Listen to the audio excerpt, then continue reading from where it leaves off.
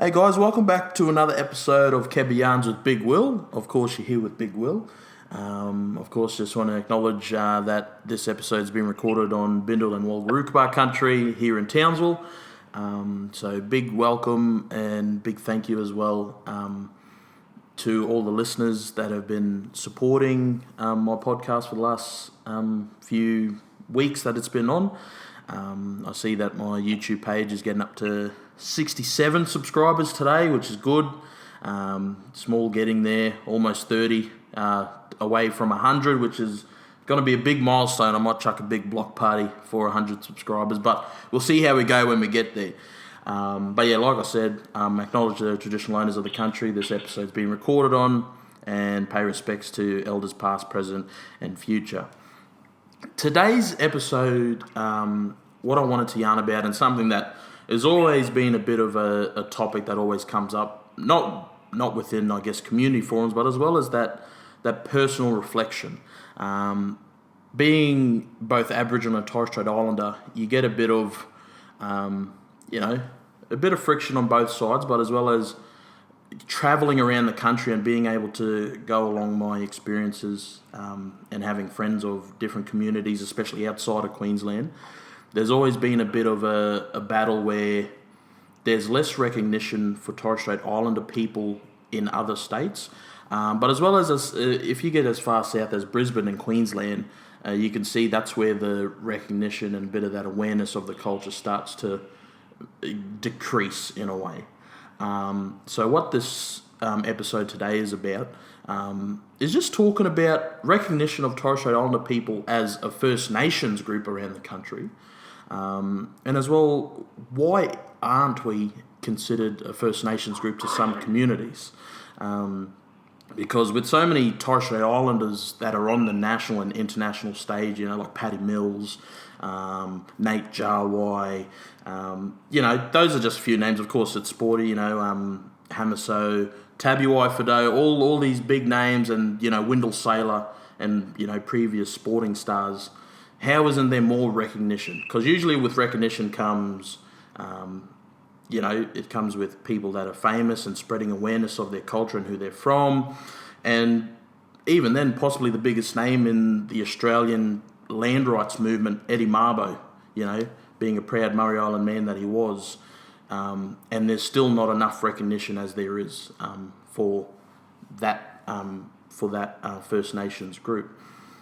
But just for today, guys, of course, I'm not talking about this by myself. I'm not yarning about this with myself. I have a special guest with me today, which he'll come in very soon and yarn about his story. But Mr. Genus Passi Jnr. is a Townsville local, currently living in Maitland, which is just a town west of Newcastle down in New South Wales. And I guess the reason why I wanted to bring him on is because from what I've observed from his social media and his line of work is, whilst he's been working with the young people of his community where he lives, but as well as he's been able to spread awareness and that recognition of the Torres Strait Islander people within his line of work as well, and spread that education. So definitely for this topic today, he's, I guess in my social group, he's probably someone that has first-hand account as to how it looks on how Torres Strait Islander people are viewed as a First Nations group, but as well being able to work through that adversity and spread that awareness. So, Mr. Passi, thank you for being on the show. Of course, we mob, we close friends, so definitely love to have you on the show, and it's a privilege and honour. I was just saying before we started recording, it's just from what I've seen, and as well, you're sort of one of my guys that I try to emulate a lot in my work. It's definitely, I'm happy to have you on the show today. But yeah, I guess, who's your mob and where you from, Genus? Yeah, Bola, thank you very much. Ma'am, hello. Firstly, just want to say a massive thank you to yourself for getting me on and allowing me a platform to have a yarn and with yourself and of course your listeners. So on a topic that's obviously very important, but Bola, thank you for having me on. So as Bola Will said, my name is Genus Passi Jnr. My father, Genus Passi Jnr, is a member of the Townsville community. My background, my family come from, on dad's side, come from the eastern Torres Strait, so we have strong ties to Errol, or Darnley, and Mary Island on dad's side, and then from my mum's side, South Sea Island ties. So, Melanesian background, but very proud of both my heritages. And yeah, that's a little bit about me. And yeah, born in Townsville. Born in Mackay, sorry, raised in Townsville. My family are based up there. And yeah, just for the past 5 years, been living in the south. Yeah, living in Maitland. And what do you do for work down there, Genus? Yeah, brother. So Maitland, down here in Maitland, at the moment, for the past 4 years or 5 years, I'm losing count, but my role is called the Indigenous Advancement Strategy Program Coordinator. Hello. Yeah. Yeah, that's the biggest job title in history. But luckily, these fellows down here like acronyms, so just IAS Program Coordinator for an organisation called Youth Express. And what my role entails is the designing and development of programs, and then the delivery of programs throughout schools in the Hunter region. So all of our programs have a cultural base, a cultural foundation. Yep.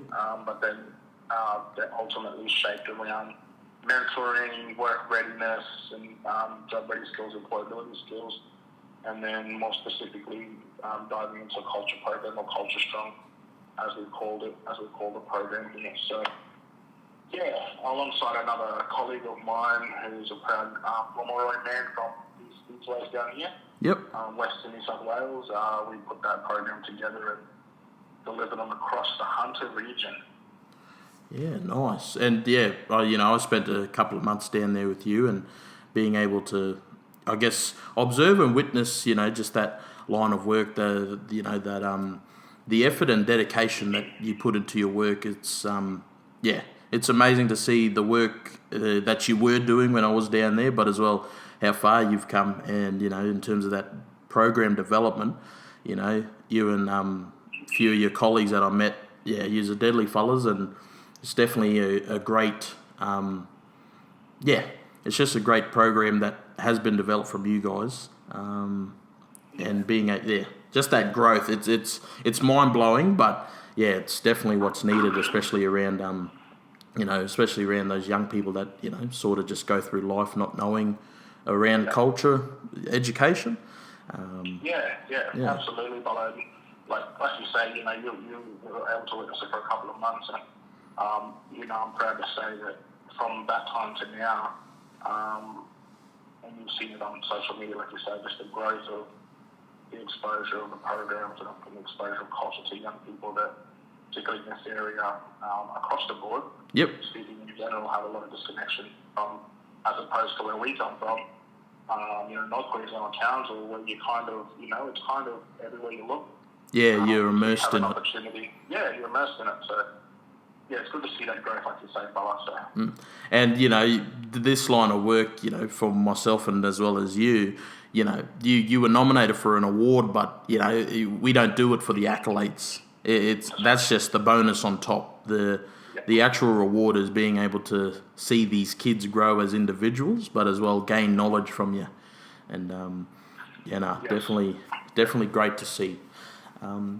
So like I was saying before, just in terms of what I wanted to yarn about today is that recognition of Torres Strait Islander, that our culture as a First Nations group, because people do acknowledge us to a certain extent. People see the flag and they sort of know what the flag looks like, and really basic stuff. However, you come to find that it stops there. It stops at a basic. And of course, I'm not saying that people should know ins and outs of cultural protocol. Of course, because that's just another kind if you're teaching that. But just that knowledge of knowing us as a culture and accepting us as a First Nations Indigenous group of Australia. And I guess what I wanted to ask you is like working and living where you are now, like for the past 5.5 years, when you first moved down and, depending on the timeline as to when you were facing a few of these barriers, but yeah, when you went to just say you were saying, hey, I'm, proud Torres Strait Islander man, what was some of the responses that you would get or some of the barriers you would face when you were identifying as that? Yeah, I guess it was probably the early on in the piece. I was working down in the Central Coast, so I moved to Maitland, but I was travelling to Central Coast for work. And Yep. yeah, when you mentioned and spoke about your background and that you identify as Torres Strait, it was kind of a look of I guess surprise and just that we don't get that much down here. Mm-hmm. So it was like you say, they've probably heard about it or seen the flag. Yeah, that level of curiosity too. Partly in their office or flag up in their office or whatever. But yeah, it was kind of it was a look of surprise and just that sort of unknown, like, oh yeah, he said Torres Strait, but we don't really know. Like that name was kind of as far as they knew. Yep. Or may have heard, and some not even. Some were like, oh, what's that? Or where's the Torres Strait? Or where are they from? Or, so that was, I guess, from the professional level, going into organisations or into community and schools, and excuse me, them saying, oh, okay, like, no worries. Or as soon as I see a black skin, or they kind of, before you even say anything, they just say, oh, or assume, that you're Aboriginal. Yep. So that's it's that stuff on that level. And I guess on a personal level, the curiosity. So, we would walk into a shopping centre, walking up the escalator, and me personally, like, I don't take too much notice of what's going on around me. Mm-hmm. Sometimes it's a bad thing. But, when you're walking up the escalator in a shopping centre, you kind of just like, I'm just walking up the escalator. But, without sort of me noticing, well, my partner, she would notice that people would stare, like, quite heavily at me as we're going up the escalator or walking around the shop. And she would kind of get a little frustrated and be like, what are they staring at? Yeah. In my head, eventually I worked out that, it was that curiosity. It was a curiosity of what nationality is this fella? Because to them here in New South Wales, he doesn't look Aboriginal, his skin's too dark. Yeah. He could be, but he doesn't really resemble the traits of an Aboriginal person because his skin's too dark, his build is different. And then in their head, I kind of, it was an educated assumption, if that's even a thing, where, I would assume that they would think, oh, maybe Fijian or maybe PNG, these our other brothers and sisters of Melanesia, yeah. That's right, of Melanesian descent, where, like, we resemble the traits, but it's just not quite what they know. Yeah. But then, with, like I said, an educated assumption that the Torres Strait wouldn't have actually jumped in their head. No. Going on, he's probably an island, like he's probably an island fella, Torres Strait Island fella. So, and I guess as well the stairs, because I know you have that big arm tattoo as well, and people usually, they, just from movies, like The Rock and certain people, like they have the tribal tattoo, and people see thing and they automatically, but that tattoo, it's tribal of course for us, but it's something that's not necessarily tribal that they noticed or that they have heard about. Yeah, exactly right. So, just visually, they were kind of trying to line things up. Yeah. But knowing full well that they probably would never have the exposure to the image of a Torres Strait Islander man, so they couldn't match it up with that. So, yeah, from a personal level, there was a lot of curiosity, in the staring and they're like, oh, I wonder what he is or nationality he is. And then from the schools, it's just that unknown, from professional side. Yeah. It's just that surprise or that unknown kind of look of... The curiosity. Cool, yeah. Again, it's probably a bit of curiosity, but Also just that, just the minimal to no exposure. Yeah, and of culture. And that's the thing. It's understandable because of how far they're away. Because I was having this yarn with their brother Alex there, and we were yarning up, and it was like, like in terms of geography, the Torres Straits are located, right up at the tip of Queensland, far away from, far away from Maitland, far away from Brisbane, and it definitely is understandable if there's that level of little to no level of exposure, because once you get further down south, then of course the communities get smaller and smaller in terms of the Torres Strait Islander mob. Even just living in Canberra for a couple of years, I remember when I first started school, people thought I was African American. It didn't help that I had my jumper there, but that jumper was bloody. It was the design of like dollar bills, like American dollar bills. Yeah. So it really didn't help me in that case. But once I was able to let people know who my mob is from and where my mob is from and who my mob is, and then it's sort of there that that light education.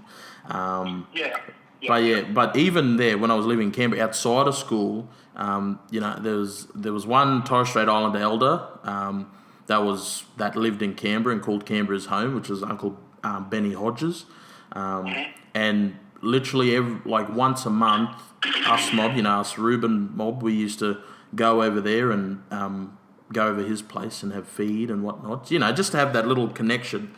And he used to order up biggest mob seafood, and good ways. It wasn't even just us. Like there, Bala Edric Lee, who's there now nights.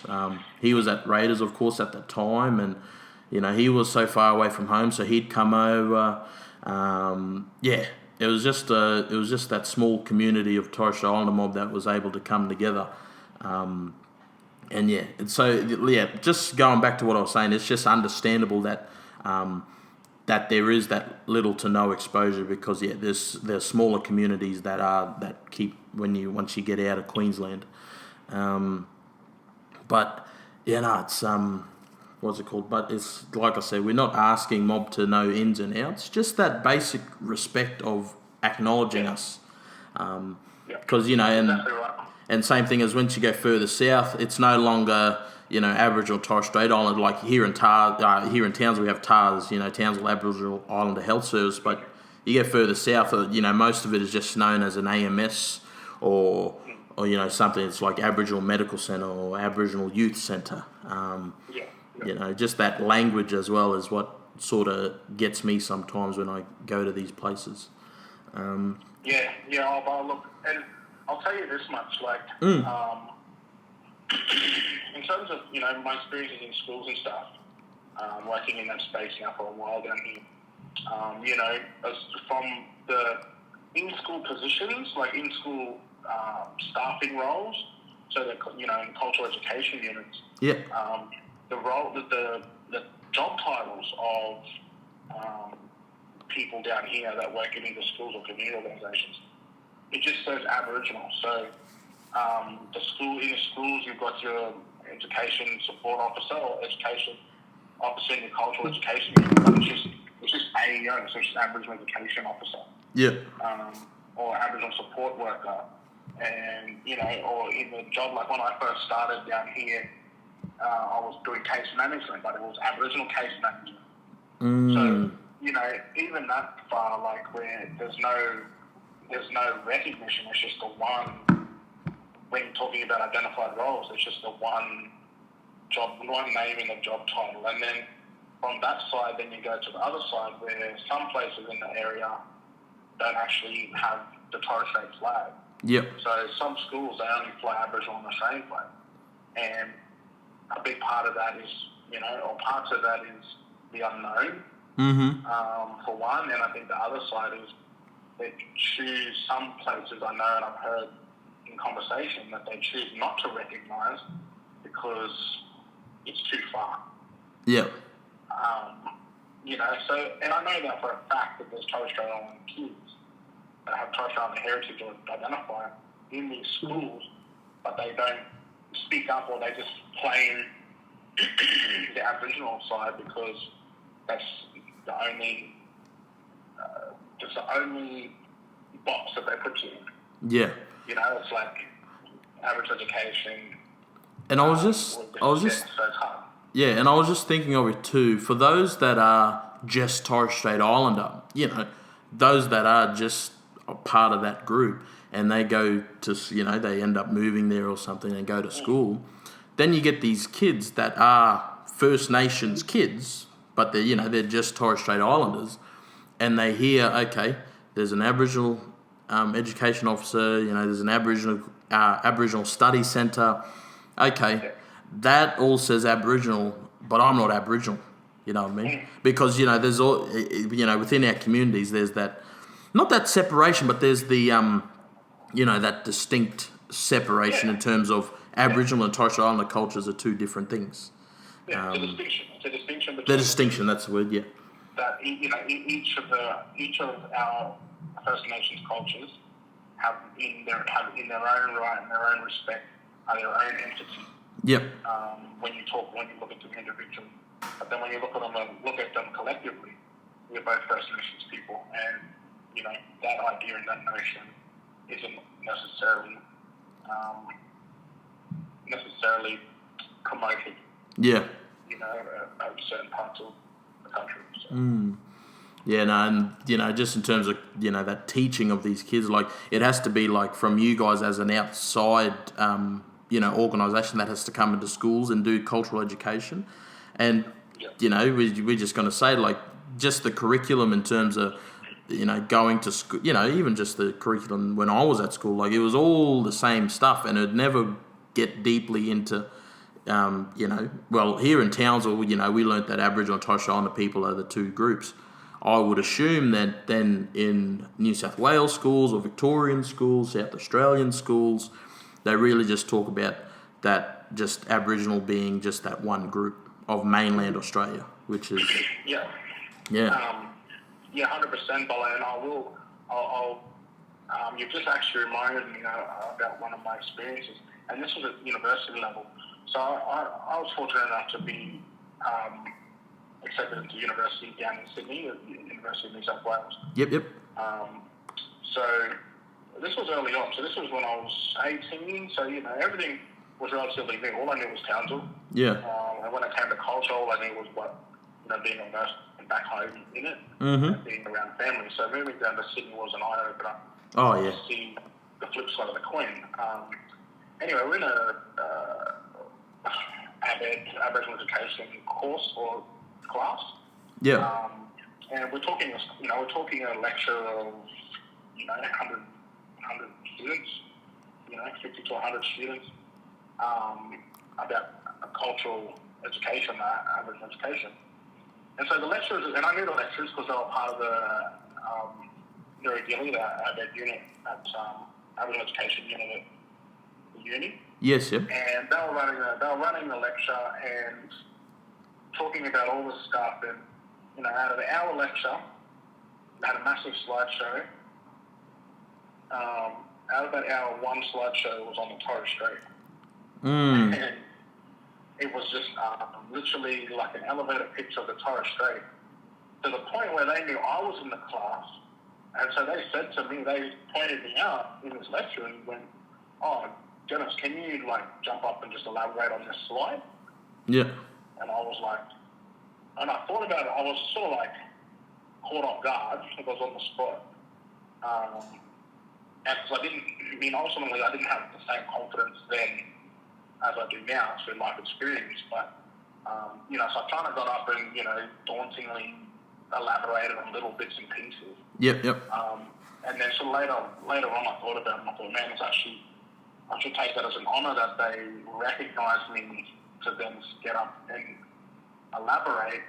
But then on the flip side of the coin, how in an hour full lecture was there only one slide on Torres Strait? Yeah. You know what I mean? So even at the university, and that was, I don't want to say it out loud, but that was a while ago. Yeah. Don't want to say the years. Yeah. Yeah, don't want to say the years, but it was when I was 18, so, you know. Oh, so about 2 years ago? Changed and not at that level, but, you know, even at that point in time, but at that level, at university level, Yep. down here, Torres Strait culture still wasn't, it didn't have its recognition at the university level. So, yeah, I don't know what it's like now in that forum, but yeah. Yeah, no, it's definitely, you would like to think that maybe it's progressed in that time. But yeah, you just never know until you know, because there are still people now, like I do some stuff on my TikTok, and, there's always that conversation being had that, and even what I see in Townsville still is like, there was a comment made that Torres Strait Island, like the term First Nations, there was a comment made that Torres Strait Island people should be considered or should be called Second Nations. And I was like, wait, what? what do you mean by Second Nations? Like, well, it was so shocking to me, and that this happened in Townsville of all places, and when I say that, Townsville, as well as it's sort of the midpoint of, bit of half and half. Once you go Cairns, there's probably a bit more Torres Strait Islander mob, because that's the central area for the Cape and Torres Strait, and then direct flights from Torres Strait. Yeah, and then you get to Townsville. Townsville's a bit half and half with Aboriginal and Torres Strait Islanders.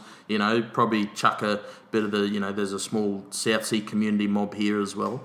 And then when you go down to like Mackay and Bowen, that's when it gets probably more so Aboriginal South Sea. Of course, there's a community down there of Torres Strait Islander mob, but Townsville, is basically, you would call it half and half, because there's families that's been here for generations that are Torres Strait. Of course, Aboriginal, the traditional owner mob that are here, and as well mob that have moved here. And it was, like I said, it was just shocking to hear that people would even consider that as a term to use for Torres Strait Islander people. Because basically it's of course and that's the thing, people hear that word distinction or separation of the two different cultures, and then they run with it and be like, okay, well, we'll call you something different to these mob then.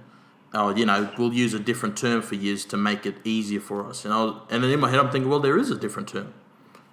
Our name, there is Aboriginal people, there's Torres Strait Islander people, but together we're First Nations groups. That's right.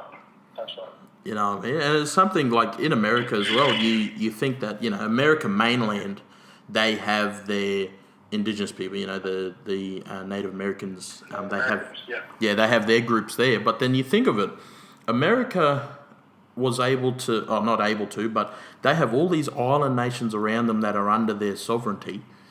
Like they have the Hawaiians, the Native Hawaiians. They have the Native. What do you call it? Few other islands around there, like in the Caribbean and that.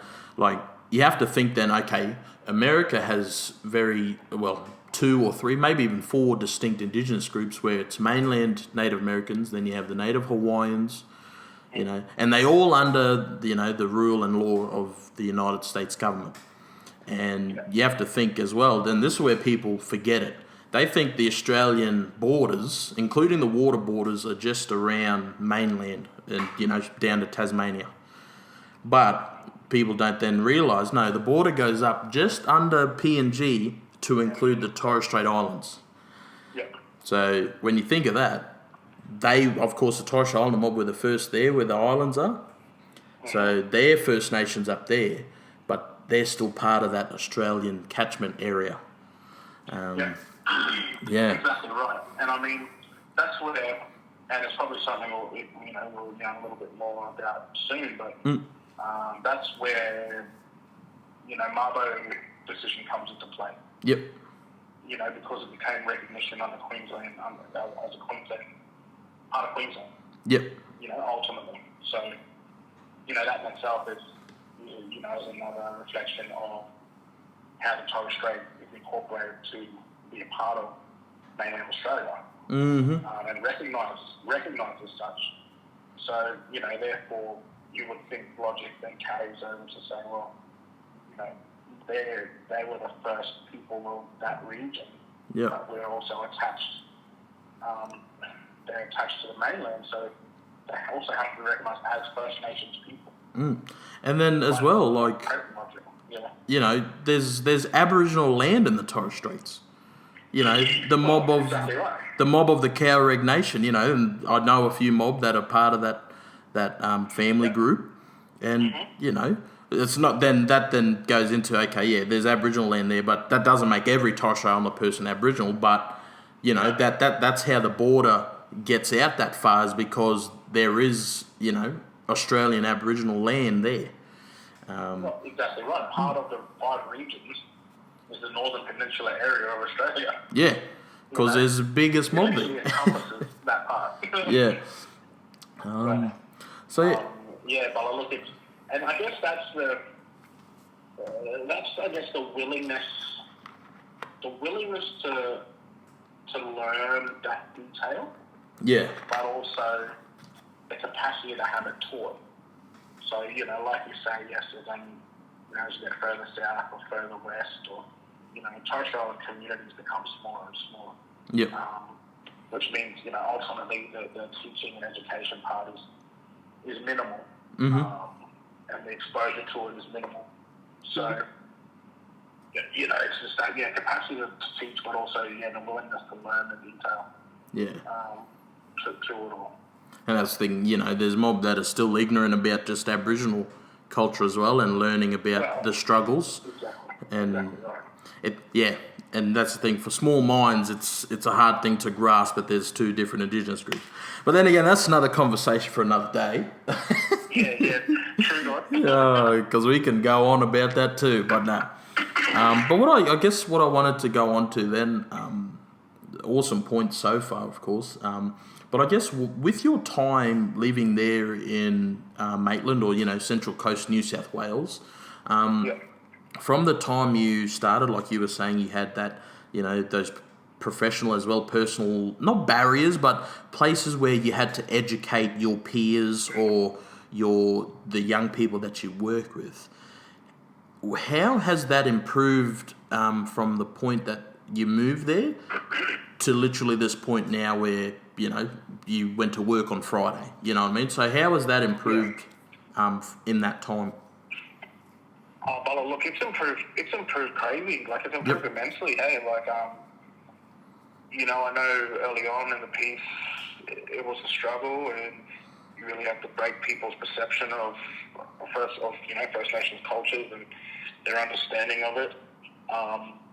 But now, Bala, one of the things I know is particularly the circles we work in, and I will say, without it sounding complacent, been fortunate enough that the circles that I'm working in continue to grow bigger and bigger. Yep. So the reach is becoming further, the exposure is becoming greater, and the acceptance is becoming more common. So what I've noticed is when we go in and showcase Torres Strait culture, whether it's dance, whether it's song, story, history, all the elements of culture that we're able to go in and share, particularly from the Torres Strait, like, the looks on people's faces is crazy, because it's something new. Yes. So it's something new that they've never seen before, and this is not a knock to any of our mainland brothers and sisters, because this is their country, their mainland brothers and sisters, our Aboriginal brothers and sisters. But, you know, that's all that, particularly down here, they've been exposed to. Yes. Yeah. You know, and a part of ticking a box, unfortunately, is in cultural education is, we've had some fellas come in and do boomerang throwing or painting boomerangs for NAIDOC week, or, you know, come in and do dance, you know. But when we go in and do our part, bro, it's ridiculous. Like, people talk about it for ages. We get to the point where in our sessions, it's actually the teachers that are asking the question, as well as the kids, but the teachers also, because they're learning stuff that they've never learned or heard before, which again, I guess, goes to show from a university level, even our educators aren't getting the exposure to Torres Strait culture, because when we go in and talk about it, they're learning and they're asking questions as well. Yeah. But just that improvement, not improvement, but that the acceptance of it, that, they're like, oh, we got NAIDOC week coming up. We've got this happening for the Aboriginal side, but we want Torres Strait culture. We want that part of Torres Strait culture, and we want dance. Can you bring your dance team in to perform for us? Perform for our school? Bro, it's happening more and more everywhere. And a massive part of that, was it's been the gallery, the exhibition last year. Yes. Yep. So that exhibition was a godsend in terms of exposure to Torres Strait culture. To the point now, bro, and it was part of the opening ceremony, is that for the first time in the history of Newcastle, their mayoral office, 40 years or whatever it's been, they officially had the Torres Strait flag raised on the council chambers building in Newcastle for the first time ever, alongside the other flags. Yep. First time ever, Bolly, in this area. So they literally had, from the exhibition and the gallery team, the director, pushed for it to happen, pushed for this exhibition to happen, but all of this stuff to come with it, this recognition, and that to the point where, they officially raised the flag, our flag, above the council chambers building in Newcastle, first time. So, and in terms of that day, how were you feeling? Oh, bro, it was all kinds of emotions, like standing there just watching the flag go up, and then, seeing all these people around, and the mayor spoke, but seeing all these, because I invited the school groups that we work with, so I had, one of my kindy groups there, my preschool groups, I had a couple other schools there, and to see it just go fly above the building, and then as soon as it hit the top of the pole, the families here, they one time strike the thing, and them boys danced, but I was hair standing up on my arms, eh? Well, good, I I wasn't there, but the way you explaining it, because of, you see, you hear the songs, you see the dance, good ways. Torres Strait Islander songs and hymns, and when that chord got strike, it just you just sort of forget everything else in the world and you just listen. You tune in. That was like you say, the power in it, and that was a small scale that happened during the week. Yep. And then on the weekend, is when we opened the exhibition, and so it's a 2-story gallery. Yes. Yep. In Newcastle, and the exhibition had the whole top level full, and it was curated by Brian Robinson, a very well-known Torres Strait artist. Yes. Yep. Internationally known. Between himself and Toby Cedar, another Torres Strait artist, they were able to put this piece together along with other artists around the country, where it was a journey through time. So you walk up, and right at the top of the stairs, on lend from Victorian museums, were these masks from the 1800s that have never been seen by our people. They're from the Torres Strait, and they were taken to these Victorian museums, and they're just kept in a room. And our people have never ever seen them. Yeah. So, that was what you walked into as soon as you got to the top of the stairs. And then you just work your way around the entire top floor, and you're basically immersed in this time travel of Torres Strait culture, from the traditional right through to finish at the contemporary style of our culture and of our art. And how we've grown since then. How we've grown over the years, and how we express ourselves in our culture. And but sort of jumping back to the opening ceremony, they started downstairs, and the boys came out, or we had the TOs, or what we call people. Yep. Welcome us to the country. And the boys walked out holding their tirigs, and they were ready for the Bazon Cup, dance, shaft dance. Yep. They had an interaction of welcome to country, and then the boys dropped the Basil Cup, and the gallery was full of about 250 to 300 people. By invite, so community, all kinds of people, Parliament members and everything. And the boys jumped that Basil Cup, and then from there, all our families, they strike that one hymn or song, and they sing the hymn. Yep. And we led the procession of all those 250 people up the stairs, up to the top of the gallery, where we bid Island dance again in the middle of the gallery for all of these people, for all the community. And when I tell you, when they strike that sing down the bottom, and they hit that drum, that warrel first, and they strike that sing, so it just boomed through the whole gallery. Yeah, everybody just one time hair stand up on their arms. But you was walking up, tears in my eyes, eh? Yeah, no, good. I've been holding back tears since we started this conversation, because it's just it was unreal, and people coming up. We was, you somewhere when we island dance ballet, it comes too much, and family just one time joined the line. Yeah. So we had the kids all get dressed up dancing, but it was too much. We end up 1, 2, 3, 5 lines deep. Yep. 5 lines deep, on top of the top level of the gallery, big island dance. Hello, the mayor and everybody. Almost broke that floor through, eh? Yeah. Almost went through the floor, but true. People just blown away, blown away coming up after and just man, we've never ever experienced anything like that in our life. And months later, even to now, people are still talking about it. So yeah, that has been a big part of our culture, being able to be shared, particularly in this area. Yeah, nice.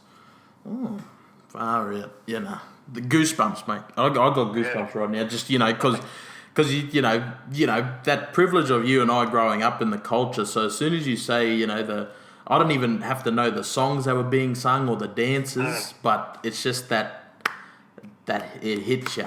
It hits you in a way that only that drum could hit. And that's good to hear. But what I wanted to go on to then is like you were saying before about how the awareness has spread throughout sort of where you have been working, and of course probably a bit further depending on how deep that network goes, which I assume you said members of parliament were there, it'd probably be going around. But have you ever heard of other mob other Torres Strait Islander mob in different communities, and in terms of how the awareness has been spread in other communities, and it doesn't necessarily have to be in New South Wales, but in other regions of Australia? There's people. There's definitely families and different individuals and little groups doing stuff. So, I know there's definitely families in Sydney that are doing, that are sharing and educating around Torres Strait culture. Yep. Then the two sort of in my mind that I can think of that are, are doing good things is probably you've got Seth Barrow in Broome. Yes, yep. So he's in Broome, him and his family live in Broome, and I know he works in the education system, and he'd be doing, he'd be showcasing Torres Strait culture there as well. Nice. Within that community. And then of course you've got Nonny Barrow, who owns Mabu Mabu. Yes, yep. In Melbourne. And showcasing that part. In the food side of things, but she was on MasterChef too, wasn't she? Yeah. She made pakalolo. Far out. Showcasing our food and that part of the culture. Yep. But in a setting that's who would ever think to showcase culture in a setting of say fine dining or in the food industry. Yeah. But she's doing that.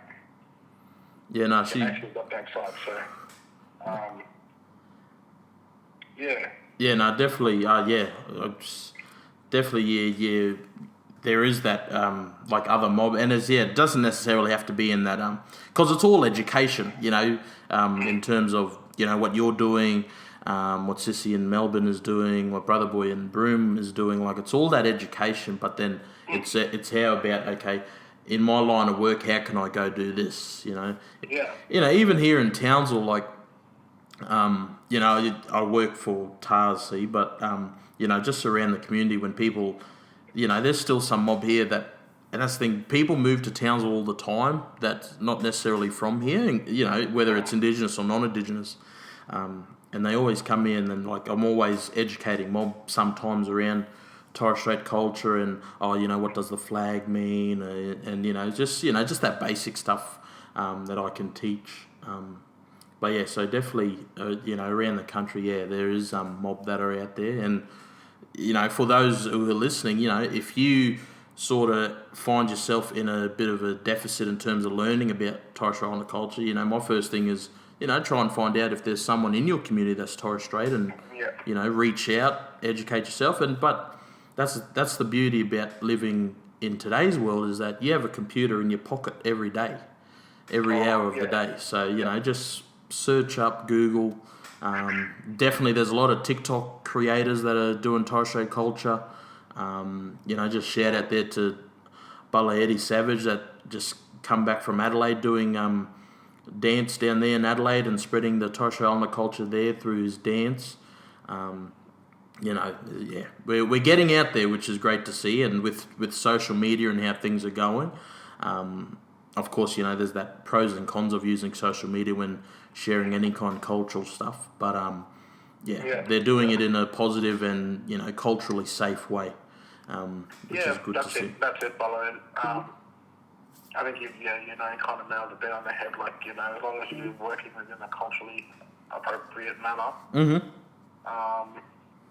education part comes from that is important. And I think that's the key. Without sort of skipping ahead in terms of conversation, I think that's the key is immersion of culture into technology. Yes. Which is a big part of what my aim is at the moment. So Yeah, that's good. And that's sort of then that goes into the next question in terms of, because we are so, like I was saying earlier in this conversation, because we are so small in terms of just land size and as well as, just community-wise, because in terms of that, in terms of those stats, like we only take up 3% of Australia's population, and that's Aboriginal and Torres Strait Islander people. Yeah. But then you think of it, of that 3%, Torres Strait Islander people probably only make up just under half of that 3%, because we're such a smaller community as well, because we are just sort of that island group. So what I'm trying to get at is how would we continue to raise awareness to communities where they do have no exposure? Well, I think there's probably a couple of things. And so I'll go with the first one. So one is I think we've got to adapt. Yes, yep. So, we know our culture is the longevity of our culture. Yeah. We know the longevity, we know how long it's been around. And it doesn't survive without that adaptation. Yeah. It doesn't survive without adapting to what's around us. And the same goes for Aboriginal culture. The longevity is based on adaptation. But for us as Torres Strait people, we've got to continue to adapt. Yep. Continue to adapt the way that we educate. Continue to adapt the way we educate. So talk about the stuff like the technology. Really thinking outside the box as to how we can marry culture and tradition to technology, because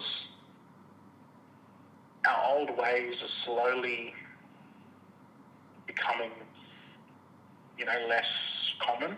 Yeah. Sitting down and having a yarn with a young person is becoming less and less common. Because of everything that's happening in front of us. Yeah, because of the change, the ever changing landscape that is just Western society that that has taken over. Exactly right. So we've got to be able to adapt to that sense, so we can still continue to teach and keep the longevity of our Torres Strait culture. Yeah. and our history and everything that comes with it. And that's what. Sorry, go. No, I was just going to say, and that's one thing too with the Torres Strait Islander culture, and this is what sort of gets left out sometimes, is that most Torres Strait Islander cultures now moving forward, most of it is based off, Christianity as well. Big part of that culture. So then you then talk about that, but then you think about the decrease in involvement and attendance to going to church in our communities. Definitely, like you were saying, that has then contributed to our culture losing its touch in a way. Definitely, you see it, around our communities, within our family groups, because a lot of due to the from the introduction of Christianity to our culture, we were able to like you said, we were able to adapt to allow the Christianity into our culture by changing the way we dance, our songs, the language of our songs are then introducing Jesus into the songs. So that adaptation did work, but now like I said, what's happening now is that people are now not attending church as much as their elders used to. Yeah. And that's definitely something to talk about in terms of, just that. I think that's the biggest thing where it's going downhill, is that less attendance of going to church. But yeah. And I mean, with that too, like, when you think about it, realistically, the elders that we have now in our community are the next gen elders, like the next generation of elders. Yes. The elders where we sit and listen and talk and, yarn that way and learn that way, they're all but gone. They're all but passed on now, that generation of elders. And now the elders of this generation, they're probably a handful that still have that tradition within their own personal practices and what they do. Yep. But, it's starting to now, from this generation of elders coming down to eventually us. Yep. That will have filtered out by then. Yeah.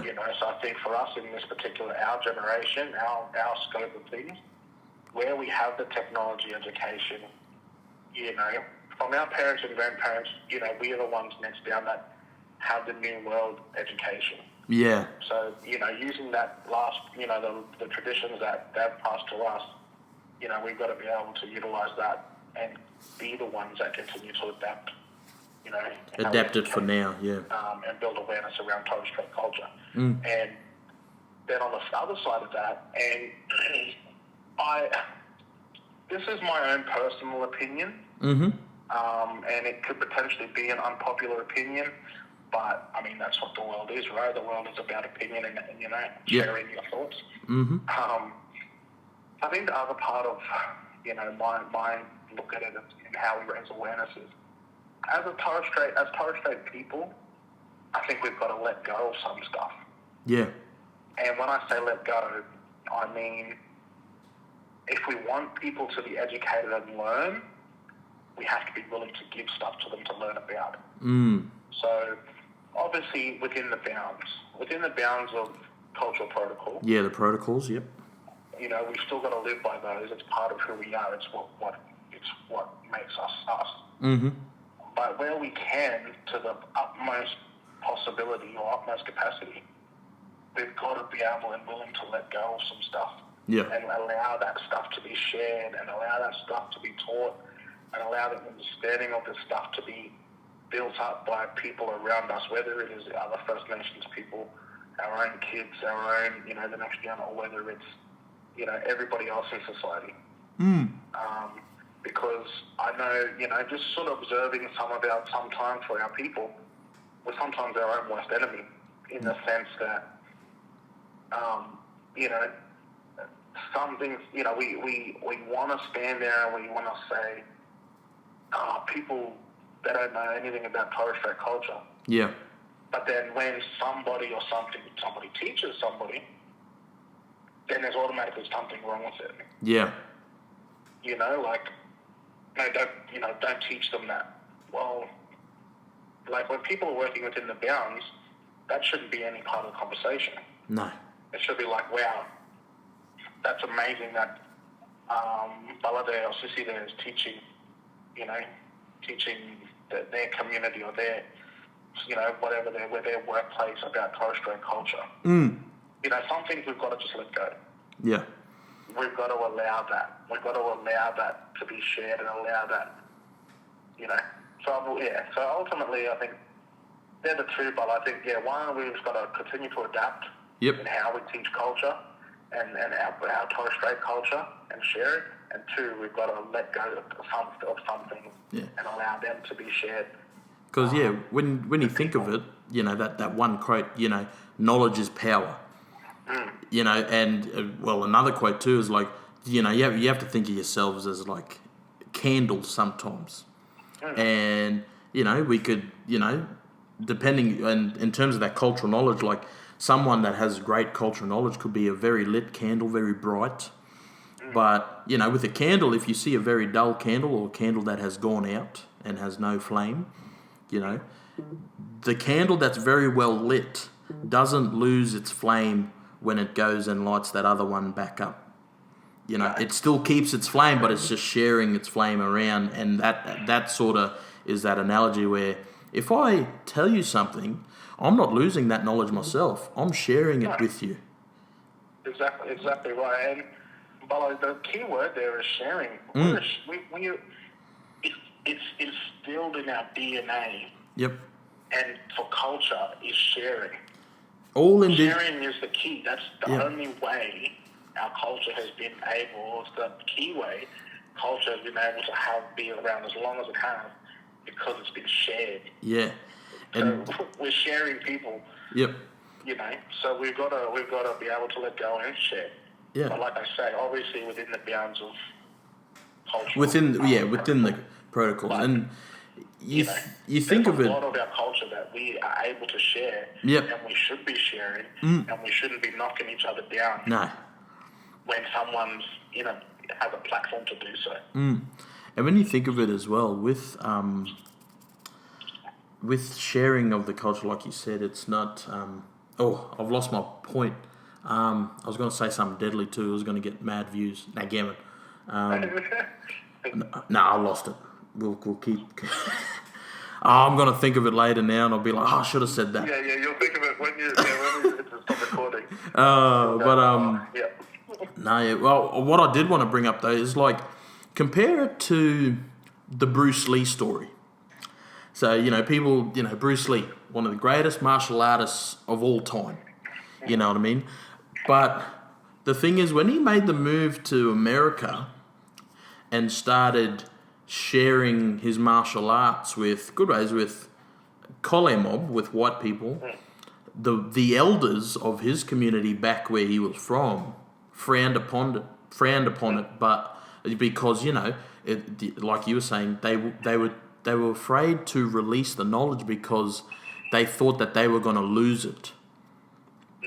You look at it now, everybody, mixed martial arts and UFC, like one of the fastest growing sports, one of the biggest sports in the world now, where, you don't have to be a certain nationality to learn a martial art now. You just, you pay for the right trainer and they train you.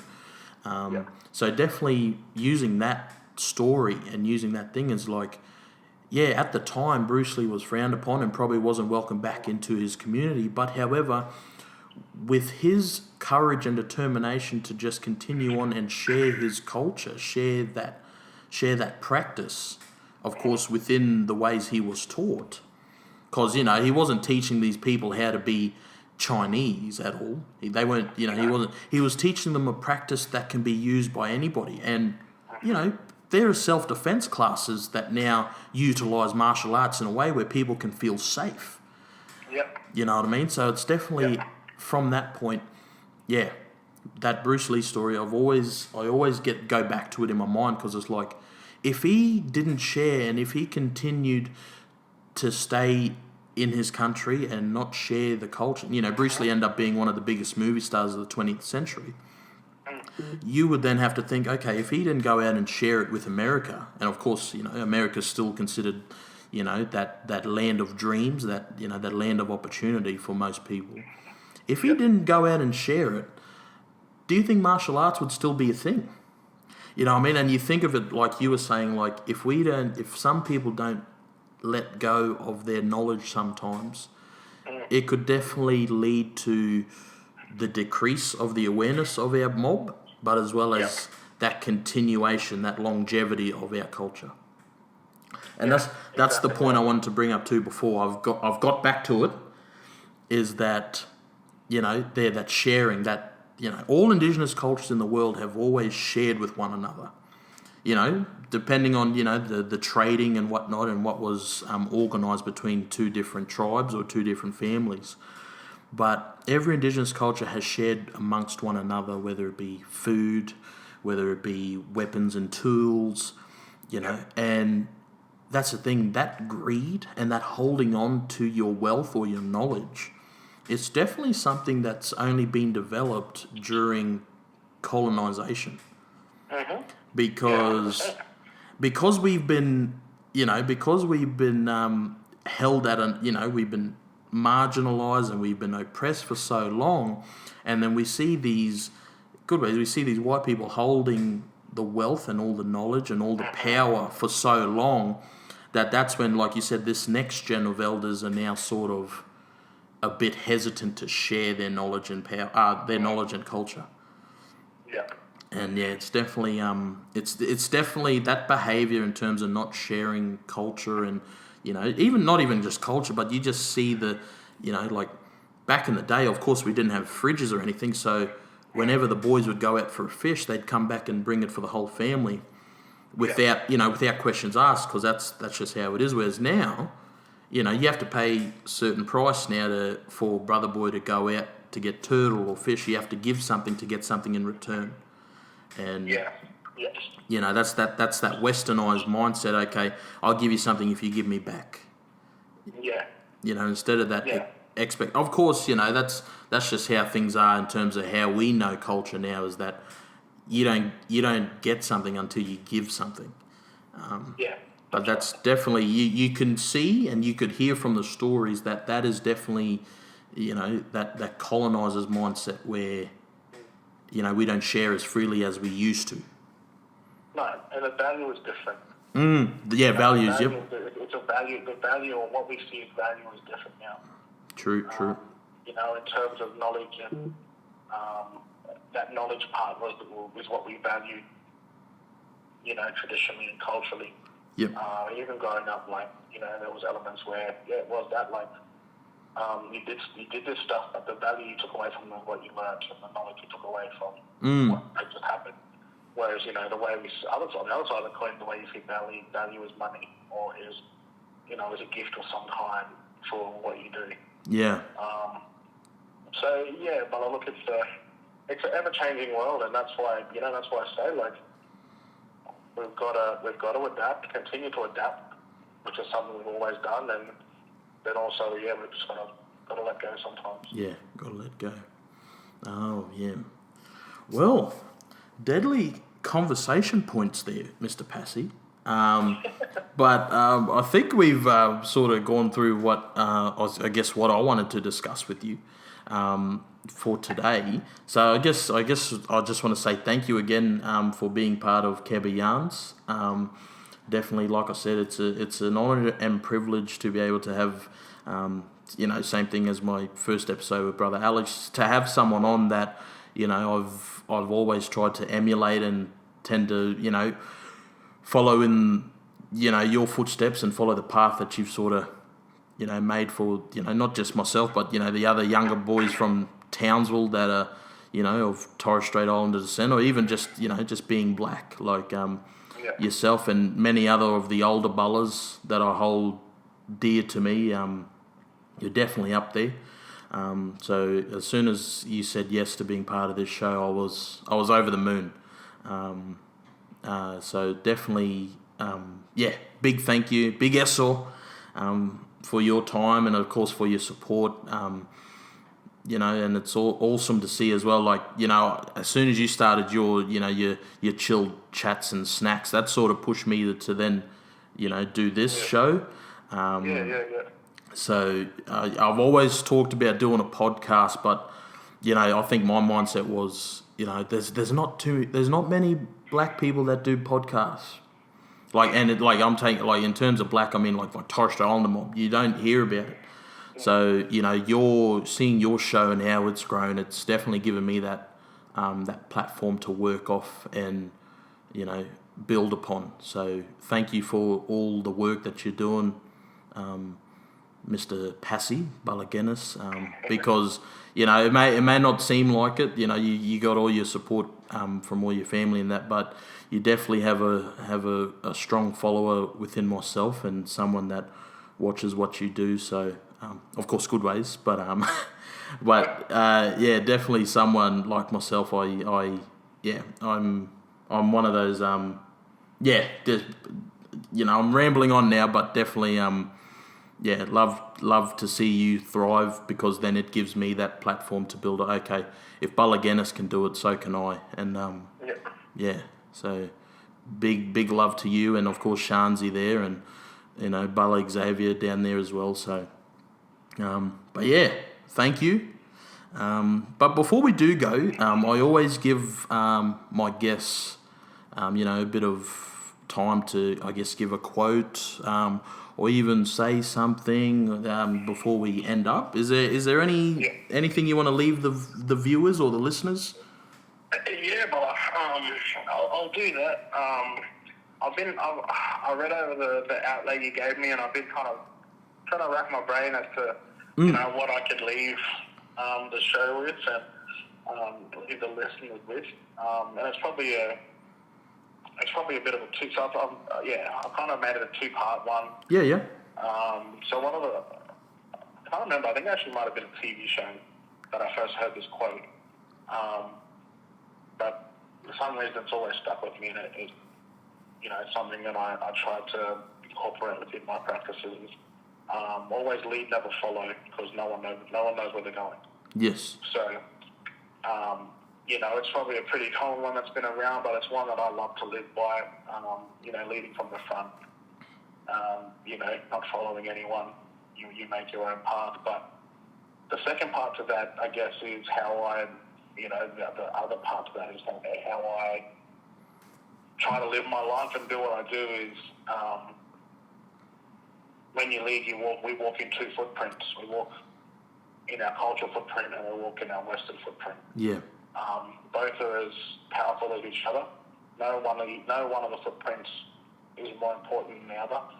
And if you can become strong in both of those elements, you walk a lot stronger and a lot prouder, and you will walk a lot further than anyone else. And when I say that, the analogy I always use is that with my two footprints, I can walk into a Fortune 500 company, and I can sit at the table, and I can sit across from the CEO, and I can have a fluid conversation with the CEO about everything in that business. Yep. And in the same breath, I can walk out of that building, I can walk across the road to my community, and I can sit with my people, and I can have a conversation with my people, and empower my people. So, yeah, bro, if I could leave it, any listeners with anything, any young people, anyone in general, always lead, never follow, and, walk proudly in your two footprints. Nice. Strengthen both and walk proudly in both of those. Nice. So yeah, but we'll leave you guys with that, and then on top of that, I also want to just say thank you to yourself for the opportunity to come on and have a yarn with you, particularly about something that is very close to me, that I'm very passionate about. Yep. And yeah, providing that platform, Bala, and the conversation, and I don't think we have, that's the foundation, is just to have a yarn about things. And so it's great to see, other brothers like yourself doing what you're doing with your podcast, and then also, I see you guys what you do in community and your work. So, Bala, keep reaching for the stars. As they say, aim for the moon. So even if you miss, you still end up amongst the stars. So keep rocking with it, Bala. Keep doing what you're doing. Thank you very much for your support, and obviously allow me to, like I say, be on your podcast today. No, that's all good. Big SO for you, but as well as, same old jazz after every episode. Don't forget to like, share and subscribe. Thank you all for the support that you've given me through this podcast. Like I said at the start, I'm on 67 subscribers. I just checked that before I started recording this episode. So definitely goal for, I guess, this week coming up is hit 70. Then if I hit 70, then 80 and whatnot. But maybe 100 by, let's say May. Let's say 100 by May. That could be something that can be achieved, guys. But I can't do it without you. So, like I said, like, share and subscribe. Of course, leave comments. Share it with family and friends. Leave comments about what you think, what you can give to this topic we yarned about today. And I'll definitely try and reply to some of you guys and even reach out. Not even leave comments on the YouTube, but as well as if you can reach out to me, in my messages on my social media to ask questions. I'm all for, like I said, sharing that knowledge and sharing my culture and whatnot. I'm comfortable to do that in my own way, of course. But yeah, big SO again, and thank you, and stay safe, and have a great week coming up. Yo. Also,